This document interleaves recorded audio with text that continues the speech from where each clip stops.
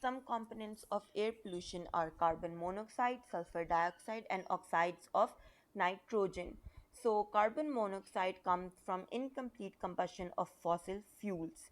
Now, this has adverse effects. Now, carbon monoxide is poisonous and it combines with hemoglobin in blood and prevents it from carrying oxygen. So, sulfur dioxide comes from combustion of fuels, natural gases, and sulfide ores.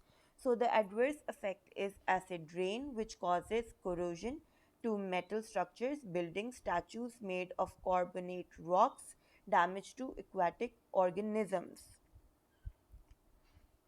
So, oxides of nitrogen.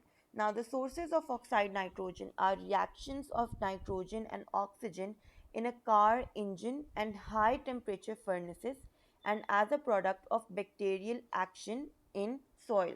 So, the adverse effects of oxides of nitrogen are acid rain with similar effects as sulfur dioxide, as well as producing photochemical smog and breathing difficulties.